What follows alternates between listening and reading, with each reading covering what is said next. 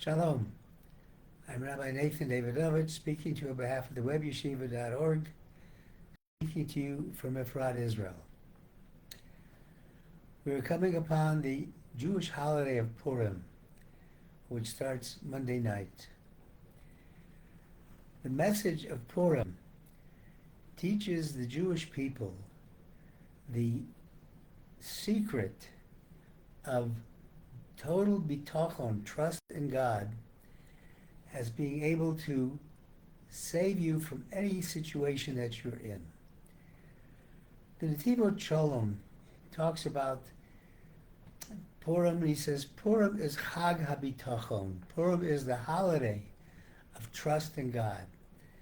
Because of the story of Purim, the things that happened there, we see how total trust in God overcomes any material, any natural things that we think we can do to salve ourselves.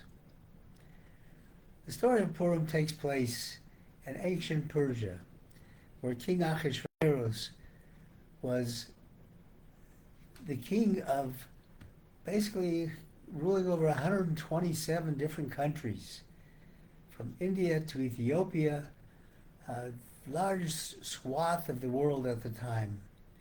And what happened was there were decrees to kill all the Jews, men, women, and children. Never had such a decree happened before. And nonetheless, we find that hidden in the text of the Megillah, which is a story of Purim, we see how God saved the Jewish people. It's interesting that the name of God does not appear anywhere in the Megillah, but we see that God is directing things like a puppeteer behind the scenes, making everything happen. So what happened is that the Jews, against all odds, they were a minority of minorities. They were able to overcome the enemies who were trying to kill them. Something like this had never happened before. And we Jewish people, seeing this great miracle, again accepted the Torah anew. We resolved to follow the laws of the Torah. Kimu v'kiblu kol Yehudim, says all the Jews accepted the Torah. The Rizhiner Rebbe, Rabbi Rizhin, he says that Purim is like Yom Kippur. He says the Yom Kippurim hu Yom Kippurim. Yom Kippur is like Purim. What does that mean? He says Purim is even greater than Yom Kippur. Why? Because Yom Kippur, it gives atonement to those who have returned in repentance to God.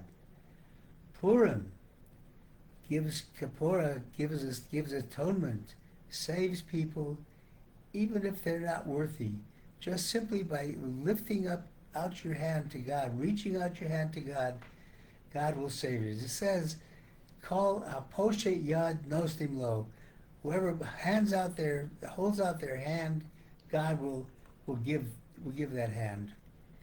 And the concept of Purim, it's interesting. Let's just talk a little about the story. The Megillah, Mordechai, who is the leader of the Jewish community, he hears about what's going to happen, what the decree is against the Jewish people. Everything that happens is bizarre. The Megillah starts with the feast of Ahasuerus, where he has a feast going on for many, many days. He ultimately kills his wife, Vashti, because she doesn't bow to his wishes. And he goes out searching for a new queen, and of all the people in the countries, all under his control, he finds this Jewish girl, Esther. Esther becomes the queen.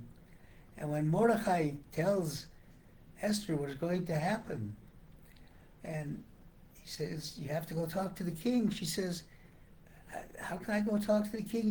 You can't go to the king unless you're invited. Otherwise you can be killed. So Mordechai says,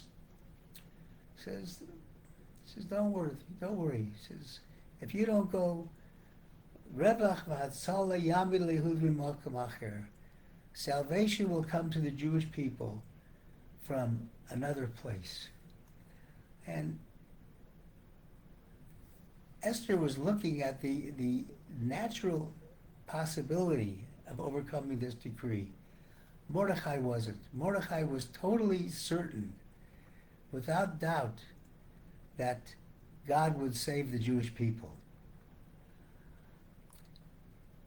There are two ways that God gives for a Jew to serve Him. One is, and then we learn in the Aseret Dibrot, the Ten Commandments, Anochi Hashem Elokecha, I am the Lord your God. Anochi Hashem, I am God. That's Amuna B'Hashgachat Hashem Yisborach, Al Pi HaSeder. That means believing in God according to normal things. But further, it says, Ki Anochi Hashem Elokecha, Hashem Yisborach, Hu Elokim Shelcha B'chol Masor. God is our God in every situation. And that is the basis of faith in God, that a Jew must believe that no matter what is happening, God will bring salvation from the most unlikely place. Even though we're not worthy of it, nonetheless, God will bring us the salvation that we need.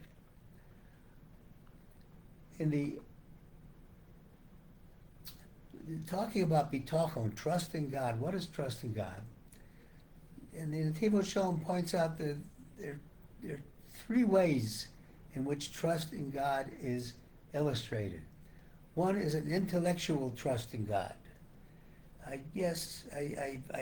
trust God will help me. The other is an emotional one, Bitachon b'leiv, trust in your heart. And the third, the highest, is Bitachon in your avorim, your very limbs feel the trust in God. And this is demonstrated by what happened at the sea. The sea, as the Jewish people were fleeing from Egypt. We left Egypt and the Egyptians were pursuing us. They were on all sides. And God says to Moses, he says, why are you crying out to me? Go, travel. And what we needed then was to show our belief in God, our trust in God, that God would save us. So what happened? So, without waiting for anything natural, Nachshon ben Aminadav jumped into the sea. He went into the sea. He wasn't waiting for any natural thing to save us. He had total bitachon, total trust that God would save us. And that's bitachon ba'evorim. With his very limbs, he jumped into the sea and showed his total trust in God. And part of the prayer service, when we're praying to God, we fulfill what King David said, Kol atzmosai tomarnu Hashem yichamocha. All of my limbs say to God, who is like you? And the whole aspect of Purim is to teach the Jews this message of trust in God. And it says in the Gemara Yerushalmi that in the future, all of the books of the prophets and the writings will go by the wayside. The one that will be in existence and will remain is the Megillah of Esther, the story of Purim. Why? He says, because the Megillah of Esther, the story of Purim, reveals something new. It reveals the power of trust, that God will always save us no matter what the situation is. And gives this trust, gives the power to the Jewish people to get through all of the exiles, the lengthy exiles that we've had, to know that no matter what the situation is, God is looking over us and is protecting us. And Purim lights up the belief, the faith, and the trust in God, that God has love for the children of Israel and is always looking over them. And a person, every Jew, deep inside, feels, even if he doesn't feel it or not, every Jew genetically has this bitachon, this inner feeling that he knows that God always watches over us.